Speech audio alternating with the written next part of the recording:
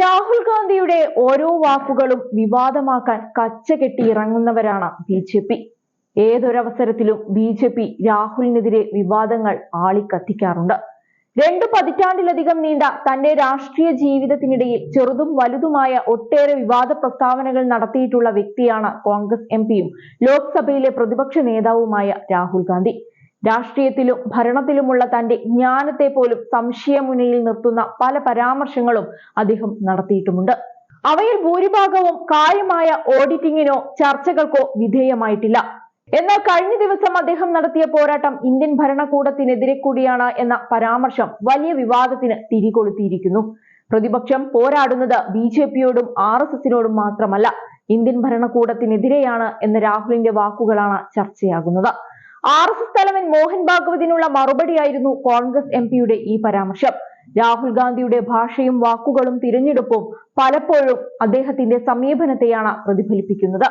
ഭരണഘടനാപരമായ സ്ഥാനം വഹിക്കുന്ന ഒരാളെന്ന നിലയിൽ രാജ്യത്തിന്റെ അഖണ്ഡതയോടുള്ള കടുത്ത അവഗണനയാണ് ഈ പ്രസ്താവനയിൽ പ്രതിഫലിപ്പിക്കുന്നതെന്ന വിമർശനങ്ങൾ ശക്തമാണ്.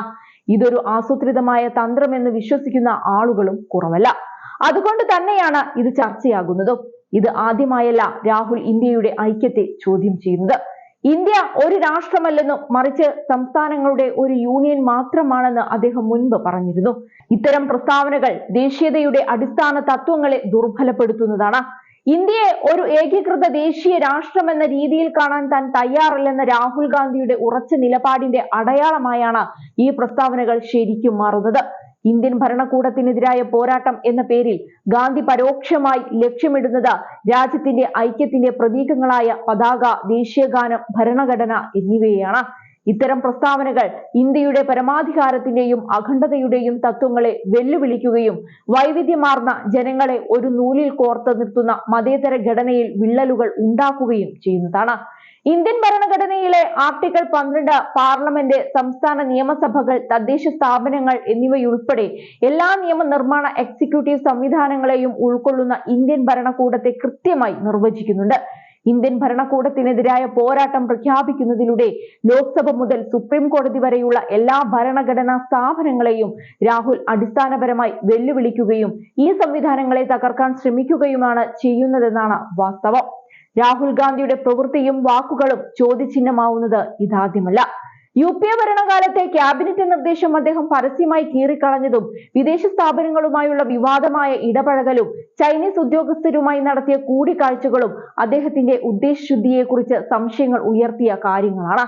CIA-യുമായി ബന്ധപ്പെട്ട ആളുകളുമായി ഇടപഴകുന്നത് മുതൽ സൊമാലിയ അമേരിക്കൻ രാഷ്ട്രീയക്കാരനായ ഇൽഹാൻ ഒമറിനെ പോലുള്ള ഇന്ത്യ വിരുദ്ധ വ്യക്തികളുമായി കൂടിക്കാഴ്ച നടത്തുന്നതുവരെ രാഹുലിനെ പലപ്പോഴും സംശയത്തിന്റെ കരിനിഴലിൽ നിരത്തുന്നുണ്ട്.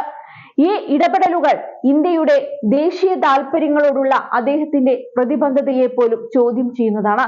രാഹുൽ ഗാന്ധിയുടെ ഇത്തരം പരാമർശങ്ങൾ ഇന്ത്യയുടെ ആഗോളതലത്തിലെ പ്രതിച്ഛായ തകർക്കുക മാത്രമല്ല, രാജ്യത്തിന്റെ മതേതര ജനാധിപത്യ ചട്ടക്കൂടിന് നേരിട്ടുള്ള വെല്ലുവിളി ഉയർത്തുകയും ചെയ്യുന്നതാണ്.